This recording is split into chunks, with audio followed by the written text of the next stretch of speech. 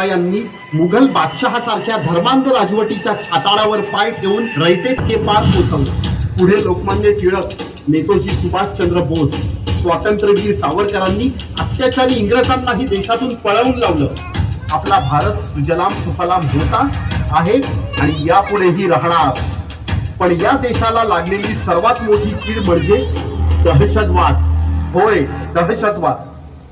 आणि या दहशतवादाला खत पाणी घालून त्याचं पालन पोषण करणारं आपलं शेजारी राष्ट्र पाकिस्तान. भारत स्वतंत्र झाल्यापासून या पाकड्यांच्या दहशतवादी कारवाया सुरूच आहेत. भारताने वेळोवेळी दहशतवादी कारवायांना जशास तसं उत्तर दिलं, तरीही कुत्र्याचं शेपूट वाकडं ते वाकडंच. पहलगाम आपल्या काश्मीर मधील मिनी स्वित्झर्लंड, निसर्ग सौंदर्याने नटलेले एक छानसं गाव, आपल्या पवित्र अशा अमरनाथ यात्रेचं आरंभस्थान.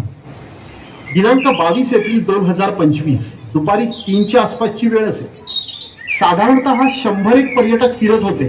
कुणी निवांतपणे आपल्या माणसात गप्पांमध्ये रमलं होतं, तर कुणी वाफाळणाऱ्या चहा आणि मॅगी सोबत निसर्गाचा मनमुराद आनंद घेत होते. तेवढ्यात दुरून 4-5 जण धावत येताना दिसले. असेल कोणीतरी, लोकांनी फारसं लक्ष दिलं नाही. पण ते जवळ आले. त्यांच्या हातात AK-47 रायफल दिसू लागल्या. आता मात्र लोक घाबरले, पळण्याचा प्रयत्न करू लागले. रुको, कोई नहीं भागेगा. हमें जो चाहिए वो हम लेके ही रहेंगे. यहाँ पे हिंदू कौन है? मैं हिंदू साहब.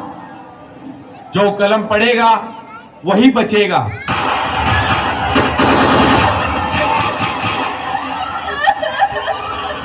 मेरे पति को तो मार दिया, अब मुझे भी मार दो. जाके कह देना तेरे मोदी को.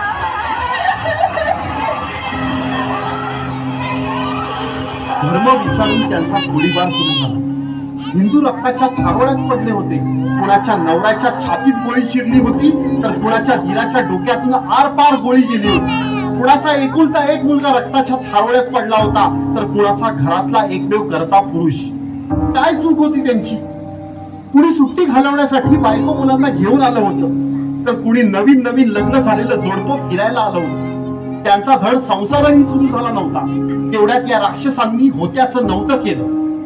आपल्या महाराष्ट्राचे उपमुख्यमंत्री माननीय श्री एकनाथ शिंदे साहेब प्रायव्हेट जेट घेऊन तात्काळ श्रीनगरला रवाना झाले आणि हल्ल्यातून बचावलेल्या महाराष्ट्रातील पर्यटकांना महाराष्ट्रात घेऊन आले. महाराष्ट्रातले पर्यटक आहेत. मी प्रगती जगदाळे या मुलीशी बोललो.